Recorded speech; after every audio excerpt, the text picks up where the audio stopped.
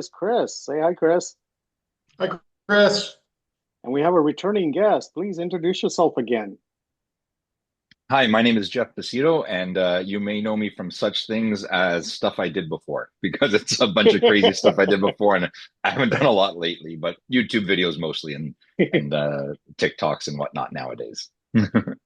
So we brought you on again because Chris and I had an interesting conversation, hmm and Chris is in the process of doing something. What for you or on his own? Well, What he's helping what for me your out a bit. guidance? What I'm for your creating a guidance? I mean. I'm creating a game. I've announced this, so as far as the details go, I'm not announcing that necessarily. But Jeff was nice enough to chat with me and sort of get my brain going. And I'm already at a point where I have like a list of rules that I'm thinking, like the basics of the game and all that. And I wanted to bring him on here and sort of recreate that call a little bit, but also sort of thank him for his good advice. But I also want to bring up the shocker because I didn't know this that there was actually a potential TikTok Tom game thought of for a little while, and maybe we could like brainstorm a No, no, no, no. I said after your idea, I said it would be fun to try it.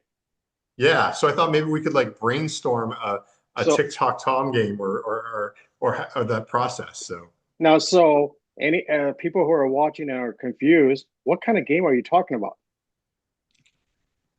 I mean, for my game, it's a card game. For a TikTok Tom game, I mean, that would be the question. I mean, I guess part of what I thought of is like, I mean, I'm going through the process now, and I thought we could use a TikTok Tom game as an example. It's like, what's the process of creating a game? Like, what's the like, where do you start? For somebody who's done it a few times, do you start off with a concept? Do you have like the So mathematics of it, and then you so want to? before Jeff answers this one, we're talking about games like okay, Chris and I talked about this. I've never played Pokemon, Magic, or One Piece or any of those type of games. So that's what you're talking about, right? In general, but Jeff, go ahead. Talk Yeah, about Yeah, how what's tabletop games, right? Like tabletop. Okay. TTRPG is the common term people have. Actually, I've seen recently start using not just for role playing games. They seem to use it for like board games and stuff. Even though TTRPG stands for tabletop role playing game. I guess technically when you play a game, you're always playing a role. Um, Funny enough, the way every game has started for me, I shouldn't say every game I can remember has started for me that I've made is driving. Just sitting in a car driving, short distance, long distance, doesn't matter. That's when the brain starts wandering. Some Mhm. people Oh have shower wow. thoughts, some people have whatever, but for me, it's always been driving around. So thank God for notes on the phone because you just push the audio button and dictate, and then you have a bunch of notes of things like that. You mentioned off topic a bit, well, I guess on topic. You mentioned the TikTok Tom game, and probably 3 years ago, I think it was back when which book of yours came. I can't remember which book it was that came out, but it was shortly after that where I was trying to think of a TikTok Tom card game, and Oh, it was nice. loosely along the lines of like a exploding kittens type game because I thought, well, you got bombs in it, you got stuff like that. You just need a little bit of time travel stuff, a little bit of whatever. So it got nowhere other than that theory of it, sort of thing. But I thought it was a clever concept, sort of thing. But I don't want to take away from the talk today. So really, it's driving around, um, and it's looking at what, for my case, it's what I can do on my own because I don't branch out. I don't partner up with people. I don't team up with people and things like that. It's just not something I'm able to do right now. So it's something I can do on my own, which is the development, the artwork, the testing, all that sort of thing, which is why I focus mostly on card games, things like that, things that are easy to play test and work with on my own. For something like the concept of it, it's always, for me at least, it's always got to start with a idea of how the game will play. Not detailed rules, nothing like that, but simply, okay, it's a card game and you face one opponent. It's a card game and you play five people. It's a board game that's a solo play, that sort of thing. So I will start with the idea of what I want to do, and then I work on the mechanics and whatnot. Sometimes it starts with an idea of I want this property in it or whatever, right? I want this design. So, for example, making a TikTok Tom game, you'd say, okay, it has to be about TikTok Tom. Great. What does that fit into? So we'd have to look at something that fits into. You're not going to shoehorn it into the kind of game that it just wouldn't fit with. which is why originally I had that exploding kittens idea, because I'm like, well, it's kind of, there's some similarities here or whatever, in a way, in a very loose way. But yeah, it would be okay. We have a property now. What kind of game can we make efficiently and um, financially viable too? Which is why card games are great, Chris. And we talked about that before. That it's something that Yeah. can be done on a print on demand service, that sort of thing, which is really ideal for independent creators. This Oh, print they on have demand print is on the demand real. service for that? They do. Yeah. There's a lot of them actually. I Oh, mean, most are wow. US based, but you have drivethrucards, which is the one I kind of lean towards now. They have probably the best quality for the best price, but they are limited. You can only do like card boxes, sort of thing. They're the ones that did Drive-Thru RPG, which is drive-through role playing games. They even have drive-through comics now, so you can do print on demand comics through them.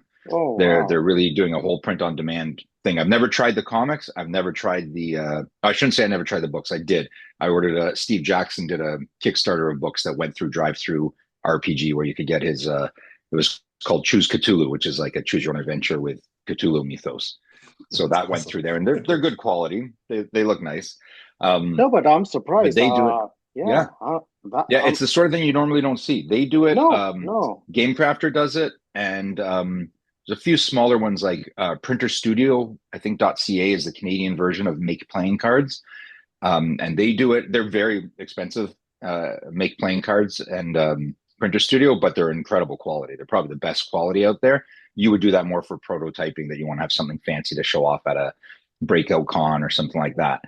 But yeah, the print on demand, it's incredible because it really democratizes it now. You could make your own game and make copies and make, not, I wouldn't say good margins, but decent enough that you can then make your next game, sort of thing. You're not losing money at it. It's not like And comic books where it's a it's like losing money what we were venture. talking about before, where printing wise, comics, in general, comics, you don't have the overhead of, printing a couple of thousand copies and, Mhm. stock lying around. The print on demand, you know, I hate to say it. I mean, that would even, or someone like me would say, "Hey, I want to try that now because I could, Yeah. Yeah. print up 10 sets of cards and that's it. I don't need to worry about, just for fun."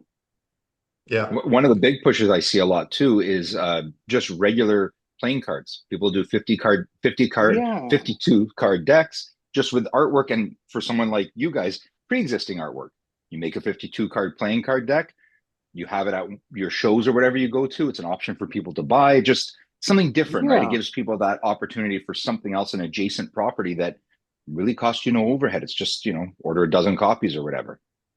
For Oh, me, that's part of the cool. reason why Blue Orchid appealed as a game as well is, I mean, today's world is full of interactivity.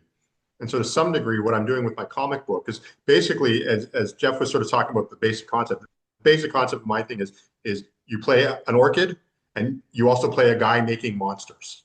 And so Mhm. the idea is your monsters have to fight other people's orchids and try and, and so forth. That's the basic concept. And so that's basically the concept of my comic book. But in this case, people can kind of build their own monsters. So my favorite part Yeah, of doing Blue Orchid is creating these amazing monsters. And so I'm sort of like, I'm going to give you a bit of that power as well, but then also sort of the ability to fight them, beat your friends' monsters too, and things like that. So it's like this, it's an interesting thing. And because of this simplicity, because you can do it where I can actually print on demand. But the idea is mainly like, it's not about sort of, it's about sort of expanding my comic book to an interactive form. And I think that's really cool. And I think the fact that you can do it like as easily as you can do a comic book, as far as, I that's mean, I've it. never, Yes. it's a huge deal. And that's why, again, Jeff was an amazing resource with getting my brain going, because I was like, where can I take this now? So What you're doing too is you're kind of giving creativity to people who may not have the ability for creativity. Because with things like Pokemon and Magic the Gathering, you're building decks and things. Um, those people aren't necessarily artists or writers or creators of another sort, but they are creating something. They're creating their decks that they play, or in the case of Blue Orchid, you'd be creating these creatures and things like that. So you're giving them the ability to create in a world that they didn't really think they could create in. So it's kind of filling that niche or that void where, like, I like to think that everyone has something creative to provide to the world, whether you can draw or write or not, or sing or whatever. There's something there. Some people it's building monsters. Some people it's building whatever. They can't do the other part of it, but this gives them the opportunity But this, to but create this, something. you're right. This opens it up because the print on demand, whether it's comics or cards, card playing game, it opens up the market to anyone now. It's saying, you know what? Mhm. Let me try it. Let me try it. Even if it costs $100, I'm willing to spend $100 just to take a chance on it. Yeah. Yep. And especially younger people. I mean, younger people now, like, for example, I mean, I'm giving my daughter as an example. I could tell my daughter this, hey, you could print your own gaming cards. Her and her friends would be on it now, saying, hey, Hmm. you know what? I'll do all the printing process, all that stuff. You guys create the ideas. And it would get them excited. It's a great opportunity. Same thing with comics. I mean, the print on demand, you know, it opens up, people to do things that they probably thought, you know what, I need a publisher. I need a publisher. You don't. Yeah. I There's was a really lot surprised of about the game aspect that you can make your own game. yeah. It's kind of amazing. Yeah. Well, and with the game crafter, you get other things too. Like they make game boards and tokens and things like that. So there's a lot of variety there that you can do. Oh, wow.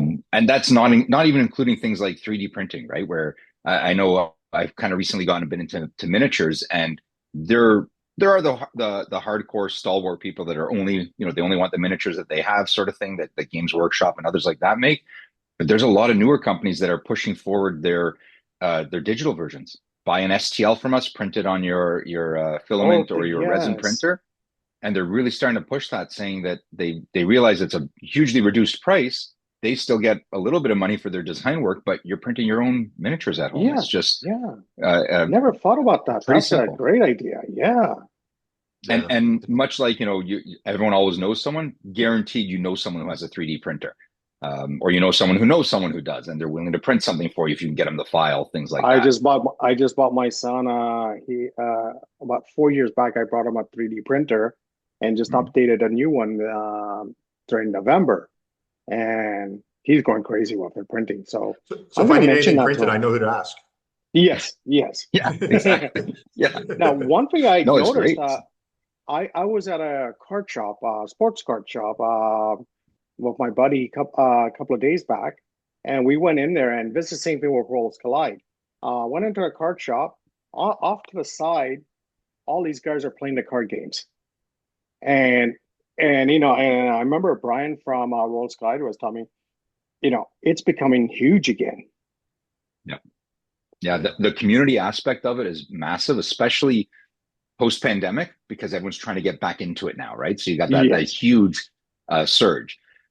Lately, it's been very um, standard, as in you're getting the big guys, your Yu-Gi-Ohs, your Pokemons, your Magic the Gathering sort of thing. There's still a periphery of smaller ones.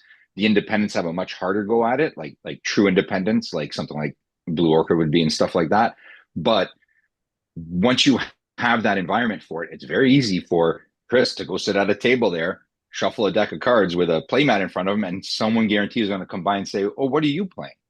And Yeah. it's Yeah, really that's really a it. great Yeah. environment for it. It's basically like a comic show or a hobby show every weekend. You just go to this place, or Wednesday nights, Friday nights, whenever they have their big shows. Usually, it's just like that. But every week you can go to it and display your wares, as it were. Yeah, I see It's, it's, postings it's from funny. Worlds Collide where he's having card game night almost every night. It's Yep. funny too, because like one of the things this is going to sort of do two things. Hopefully, if my game works out and it's fun, if I'm doing a convention or doing a signing or somewhere and there's not and many people around, it'll give everybody something to do. And you're sort of selling your product and playing your game at the Playing same the time. yes. So Yep. it's a double win, really. So Jeff, a question for you. When you're driving around, and I'm sure you've gone into nowhere driving around thinking of ideas and stuff. Now, when you're creating a concept for a game, is it like a comic book or a novel where you plot out everything first, like in your head or anywhere? Is there a plot, or how does that work? Like, So, in my case, yes, but in a different way, because I think it's the Stephen King approach where I just start writing when I write. I just start. I'm like, I have an idea, let me start it and see where the story takes me. So it's similar with the game for me in that respect. Not traditional where I plot it out. I have my start, here's my climax, here's how it ends, all that sort of thing. I have that concept and I just start branching out from that. So one of the games I'm working on now, I have the concept of it. I have two properties that I want to see face off against each other, two public domain properties. And that's how I started that one is this is what I want. I want these two characters to Oh, fight each other. How can I do that? Okay, it needs to be a two-player game, obviously, because they're fighting each other. This can't be solo. Most of my games, I focus on solo play primarily. So, okay, there's a two-player game. And then after that, I go, okay, how is it going to work? I don't want to just carbon copy something else. So I'm taking inspiration from one of my other games to incorporate into it. And then I'll start building on that, saying, oh, this will be neat if this happens or if that happens. And then while I'm driving, I start thinking about how things would interact with it. So I don't actually plot it out, but I do plan it out in the sense of in my okay. head, I'm coming up with the conflicts and things like that. But it doesn't, I don't work start to finish saying, here's my rule set. Now let me try and break it. I say, See, here's what I want to do. And then I work my way out from there. before you explain that, I was thinking, on a back wall or something, you could have a map of, everything going around, if this guy Like that pulls this Charlie card. Day thing with Yeah, the red that's strings it. everywhere. Yeah. Yes. I'm thinking that type of thing because you're pulling this card, this will happen. You pull this card, that'll happen, So I'm For me, thinking that comes after. For me, comes that out. comes Okay. after a lot. I think a lot of people do design that way up front is they really try and find all the holes and all the problems with it. For me, I'm especially with print on demand, I'll get something ready. I'll get a print or tabletop simulator. You can use that online tool, or it's not online, you download it, but you can use that tool, which is even better because you can iterate for free basically. And I've done that before where I keep redesigning cards in there and I start playing through it because really play testing is where you find the faults.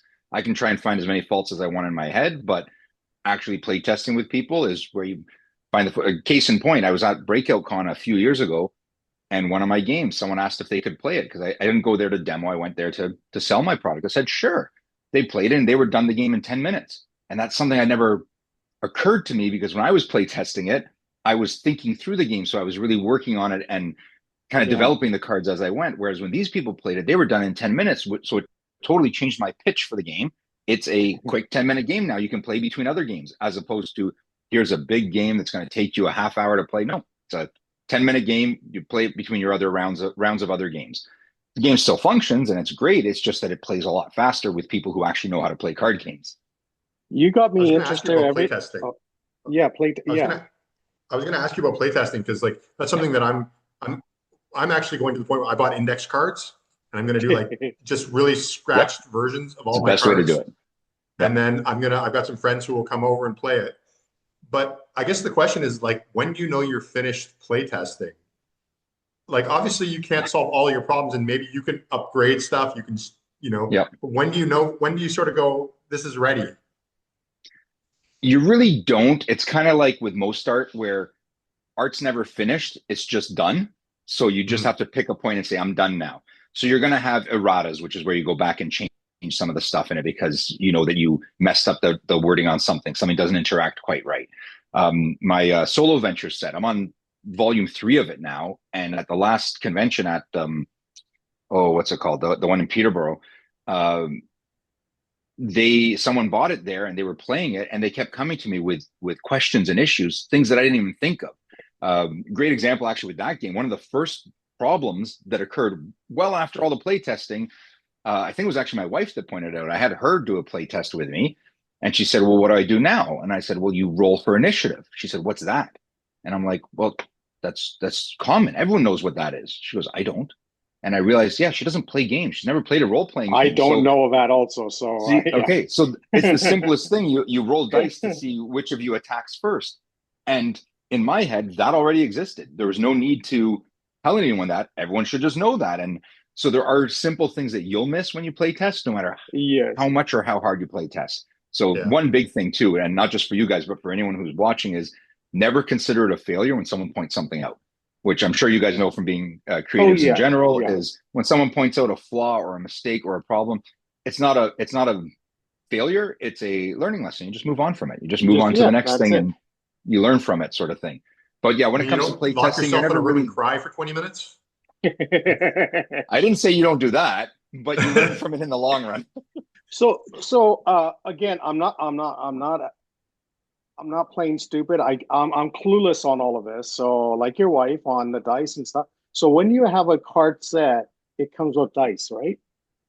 No, not No. necessarily. Like For my game in particular, not that I'm a minimalist, as you can tell from behind me, I am not. I have a lot of stuff I probably don't need to have.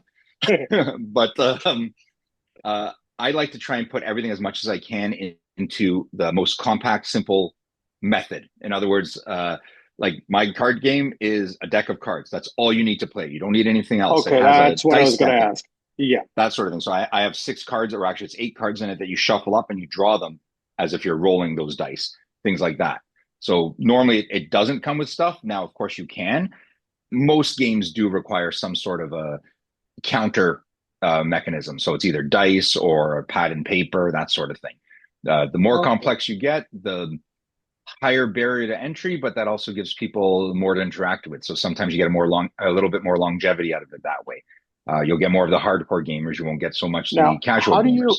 how do you, now, I know, when my kids are playing their Pokemon cards and some of their other gaming cards years ago, how do you determine energy levels and all that stuff and you know, strength levels, etc. So the way you're supposed to do it is to really think that out ahead of time and plan it out and basically create graphs and charts. And at least in my experience, I should say, there are obviously many different ways. In my experience, basically an Excel spreadsheet. You start putting things in there and trying to compare and see how things work. The way I did it when I first started, because I had no clue, I had no one to talk to and figure it out, is I made a bunch of cards and started playing with them. And when things didn't work, I adjusted levels and changed things. And then after I felt comfortable with the first set that it was good enough, then I created my Excel spreadsheet and started making a formula. My understanding of the way most of these games work now is they have a formula set up. However that works is proprietary, but for a simple example, let's say, is on a Pokemon card, for example.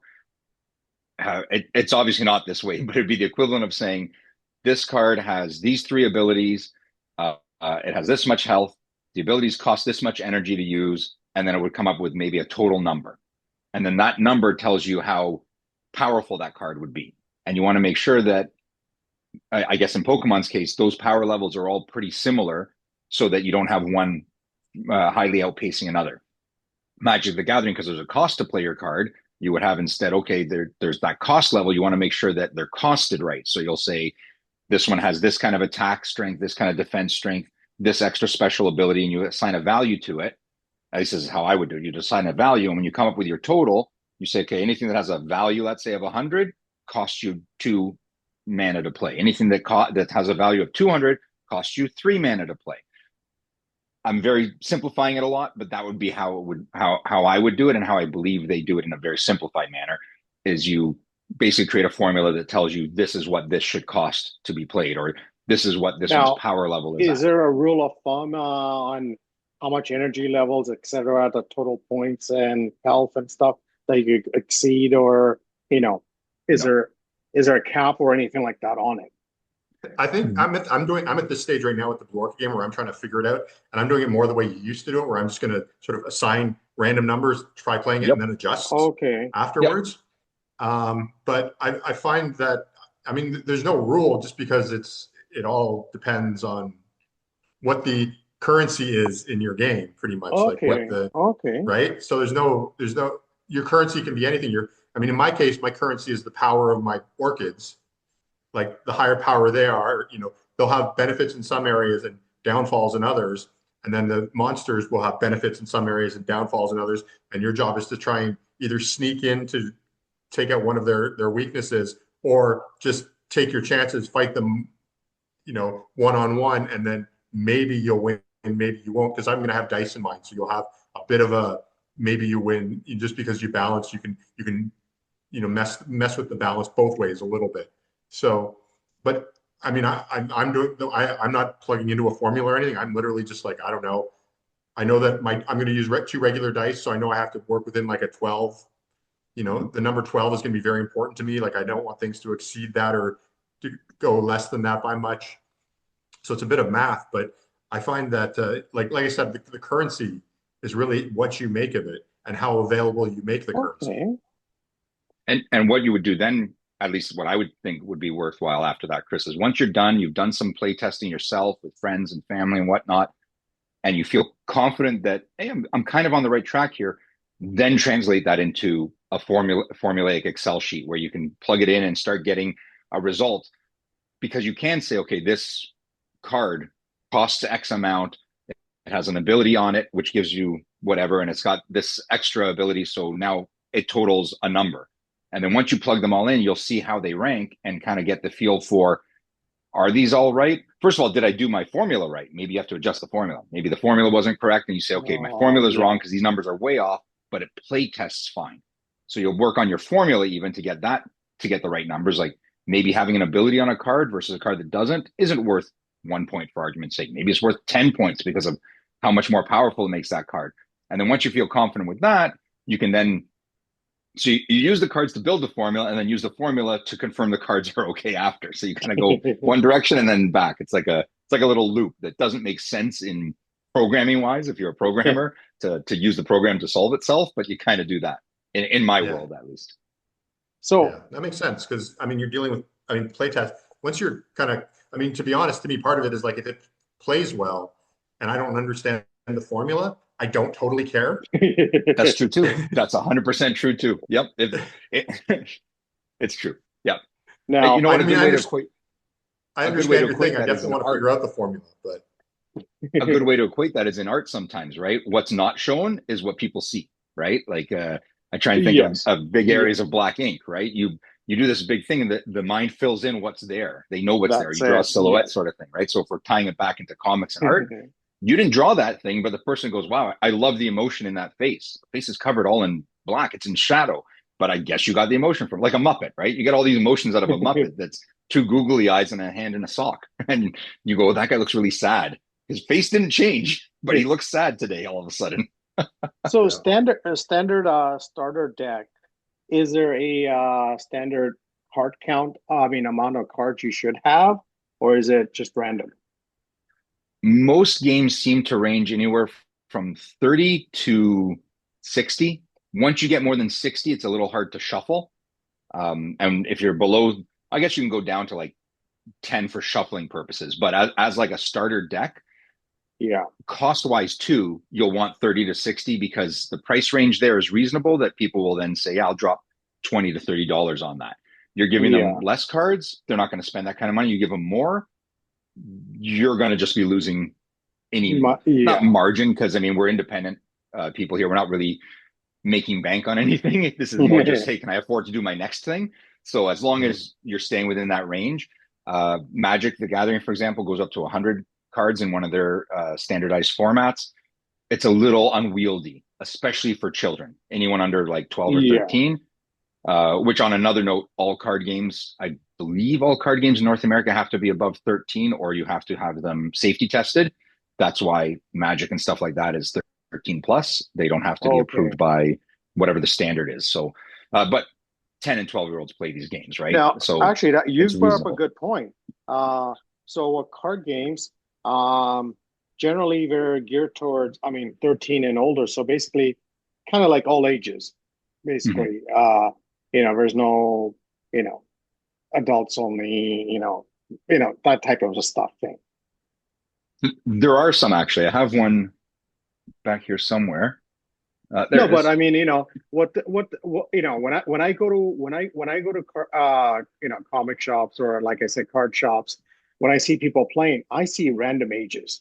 Oh, yeah. In that case, yes, 100%. You've got like a 10-year-old playing against a 40-year-old. That's Pokemon, it. Yeah, especially Pokemon. Pokemon's universe. But that's what I mean. Where it's not geared towards one age group. It's every age group. And you can gear things and push them more towards a certain age group. But usually, what most games are doing is they're not pushing towards an age definition. They're pushing towards an aesthetic. So it's what people like to see, what people want to engage with, sort of thing, which is why Pokemon has probably one of the widest gamuts of art, right? Like you'll see there will be like knitted versions of characters on cards. There's claymation style ones. There's beautifully painted sceneries. There's manga styles, right? And by giving that wide range, I think you really do pull in from all aspects because you'll Oh, get, that's it. yeah. And you really, the benefit there is you really broaden your customer base. You give people of all ages that chance to find something they like. And they'll settle for the parts of it they don't like as much because they like that other part so much. But you're right, it does run the full gamut of ages. Even Magic the Gathering, Yu-Gi-Oh, all of those big ones and a lot of the smaller ones, they will run from basically reading age, like good Yeah. reading age, 8 to 10 years old, up to 99, as Lego says, right? So they can get as far as they want. So I was gonna ask you about like expansion packs. Are you like for, against? What does that get? Because I'm thinking about that with my game, whether or not I want Yeah. to like start off with the base, but then if I get ideas, and I even have all of these sort of sub ideas, like mine creates monsters, so why don't I make more monsters people can play with? Is that cool? And it's expansion packs work. What I shy away from in today's market and today's world is trading card versions of it, like randomized packs, that sort of thing. That's really the purview of the big three because that's a huge investment for people. They need to buy packs, randomly rip them, hoping to get the cards they need. What works really well, I think, is the starter set, the base core, box, bundle, whatever you want to call it. And then the expansions are what really keep the game going, keep interest in it, day after day, sort of thing. I saw it actually, funny enough, the most recent one that comes to mind is Uno. So Uno did a Marvel tie-in. You could get your starter box with Marvel characters on the Uno cards. They had one for each of their characters or whatever. But then you could also get a separate little package that had extra cards to change things up or whatever to play with stuff. But it had one special foil insert version of a card. So what's neat with that is that you're still semi-randomizing things so that you get a little bit of, hey, if I really want something, I can trade for it or I can buy extra packs, but you also get that expansion. In general, just expansions, 100%. My games have expansions, and I think that's the way to go. I believe Fantasy Flight Games has the trademark on the name Living Card Game. So most people call them now ECGs or XCGs, expandable card games. And that's really what it is I have a core set, and if I want to grow it, I can buy these small packs to add things in. Or it might be, depending on how your card game works, maybe it's a new adventure that gets added to your game, things like that. A Oh, lot of okay. games are doing that. I think that's the right way to go nowadays because you're low barrier to entry. You get that pack to start, that box to start, and then those that want to keep going with it, they can grow it more and more. They're not waiting for a whole other release to come later on, maybe a couple of years later, sort of thing. You can do those small packs annually, biannually, that sort of thing, and have that real growth, which is where that something like that formula comes into play. I'm going to simplify it. It's going to sound really silly, but you can then say, I need to do another pack. Let me throw some things into this formula, see where they spit out, and then go in and tweak it to make it, worthwhile. So it's not just like a carbon copy of here's a whole bunch of stuff that you already have with new skins on it, right? No one wants Yeah, to see that. So interesting. Okay. So, question for you. Starting your card game, let's say you're starting card game A right now. From you driving to finish, how long does that take you? How many months, years? How long would you say from concept to final product? okay, so that would include artwork and everything. Everything, everything. I would say probably the fastest I've done something in the past is 4 to 6 months. Really? The Wow, I longest thought, oh, okay. would be like 2 years, would be the I longest. I was expecting 2 years for least amount of time, at least. Yeah. Well, it depends how much time you have to dedicate it and how complex and how deep it is, right? Yes. The longest part actually for my standpoint is the artwork because I do all the artwork myself and I'm not pulling from existing assets. That's what takes my time. And Yes. not to, toot my own horn, but I'm a pretty fast uh, drawer, if you want to call it that. I'm a pretty fast artist. I don't. I mean, some might say it's because I don't take the care and the time to do it, but I just work pretty quickly because I don't have Yeah. time, so I move quick on that. So I would say I think it was 6 months for my Cards of War card game. I think it was about 6 months, and most of that was artwork. But that game was also very simple. It was based on the Okay. the card game War. It just had a few extra elements to it. Very quick, easy play testing. So there wasn't a lot involved in that. normally you would take a year to two for something not simple, but something pretty standard to get out there, to get it to market, sort of thing. I would say a year to two for an independent game. Some people that take like 4 or 5 years developing something, in my opinion, you can be overdeveloped too. And when you put it out there, Okay. it's still not going to be perfect. So you took 5 years to not So make a perfect product. I guess that's like creating a comic where, you Yeah. know, you don't want to, get just start drawing and that's it, Yeah. and Yeah. don't spend too much time, like you said, overthinking it. Yeah. Yeah, I'm already there.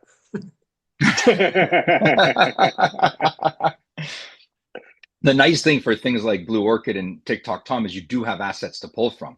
I think it's the One Piece set pulled a lot of artwork from their existing properties, which made it much easier for them to move fast. Right now, they're a big outfit, so they can afford to also pay for artwork and whatnot. But as an Yes. independent, with the history you guys have of work, even just for prototyping, like Chris, I know you're doing cue cards, you said right now, but you can, because people like to play test with images, you can take random images from your artwork, throw it on a card and either print it or even just print it out and glue it on, like the original Magic the Gathering set was random, not clip art because they didn't have it at the time, but random images they found from magazines. They just glued it to paper, or photocopied it, I should say, onto paper, and that was their game card. So they had artwork on it from day one, so it was fun to play with. You could see an image or whatever.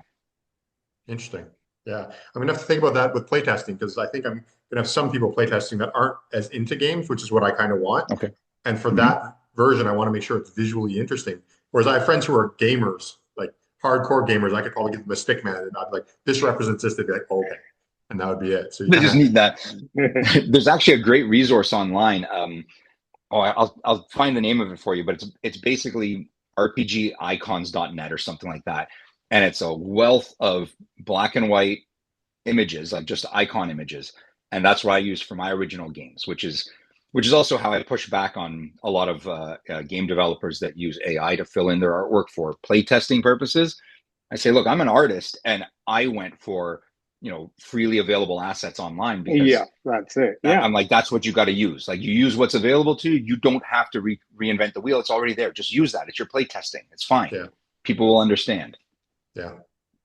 Definitely. That's like the old school clip art images that we used. That's exactly what it is. But these are like warlocks and monsters of different sorts and all kinds of stuff. It's great. It's really, really good. I'll find that link. And also the benefit of things like TableTop Simulator and stuff like that is you can play test with people all over the world. So if you're not familiar with it, Chris, maybe we'll take another shot at some time, and I'll show you how to upload to TableTop Simulator, and then you can even play test with me or with anyone, because you don't have to be in the same place as them. You're in the same city, but you're across the city. As we all know, Toronto is an hour away from Toronto when you're in it, because everything takes forever to get to. You can play test online, and you get a similar feel. It's not quite the same as the relaxing nature of shuffling cards, but you get that effect. Interesting. So before we end this episode, what advice do you give to anyone who wants to start up their own card game? Do it. Just start it. I was at a panel at one of the big Toronto Comic Cons years ago. We're going back over a decade. And the panel was called Do the Thing. I can't remember who put it on now. I wish I could. But the gist of it, the crux of his message was just do the thing. You have an idea for a comic, write it down. You have an idea for a painting, start the painting. So for games, just start making it. Don't worry if you can make money at it. Don't worry about anything like that, because that's the big thing nowadays. Is everyone is turn your passion into your side hustle sort of thing. Yeah. And everyone misses the word hustle when they hear side hustle, right? Oh, it's my side income. No, it's a side hustle. And if you're hustling, you're not having fun anymore. You're not relaxing and enjoying yourself. Yeah. So just do the thing, and do it because you want to do it. If it turns into something, hey, great, extra bonus. If it doesn't, well, it is what it is, sort of thing. Yeah, yeah. I don't know if I told you guys this, but the best piece of film advice I ever got was the difference between a filmmaker and a wannabe filmmaker is a film. That's great. Yeah, it's same principle, exact same thing. You just do it, right? Like I think I told you guys in our last call, as embarrassing as it was, when we would go to Dragon Lady and stuff, and we'd pick up Dress for Success or TikTok Tom or all these other books. That was our inspiration, because we looked at it and went, we can do this. So we did it.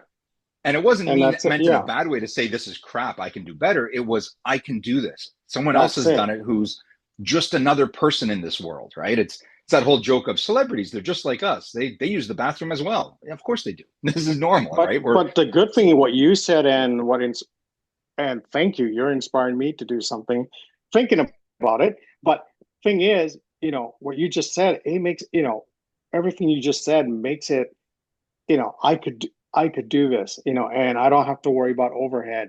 I don't have to worry about, all I have to do is spend my time and have an idea. That's all I need to do. And that's, I mean, again, like you said, even if a movie, comic, or book, it's the same thing. Just get, like you said, just do it. What was it? I guess it's over 30 years ago now. I was not a comic book artist. Now I can say I'm a comic book artist because I made a comic book. 5 years ago, I was not a game designer. And now I'm a game designer because I've designed 3 or 4 games and put them out in the world. But you don't even have to put it out in the world. You can design it Yeah, just for yourself to have fun, right? 6 years ago, I wasn't a novelist. I've written a novel there. Now I'm a writer, right? You can do the thing. And especially with print on yeah, demand services, you can do anything now Yeah. and say, I have done it. I've done the thing. Sometimes it'll just go up on your shelf. You'll put it away and say, okay, I did my thing and that's it. And sometimes it'll get out into the world. I personally believe you should put your stuff out into the world. Ignore the haters when you do it, but put your creativity out into yeah. the world. Oh, It's going to benefit someone. Someone wants to see that, and someone needs to see that, if for nothing else than just inspiration to do their own that's creative it. endeavor. Yeah. Right? How many times, like you said, we went out to a photocopier, photocopied our artwork, folded, stapled it, and said, here, it Yep. doesn't matter, if that one person likes it, that's all that mattered. Yep. Yep. I don't know about you guys. I didn't get rich off of my mini comic. I don't think you guys did No. either. I hope I'm not speaking out of turn, but we had a blast doing it, walking around downtown, distributing it. it, We made and just that's, enough money to print the next issue. Actually, for yeah, us, that's it. we didn't. We ended up having to put money in every issue to print the next one. But that's the nature of the beast. But It was cheaper than any other hobby. that's it. That's the fun part. You know what? You have to have the drive. Yeah. Yeah.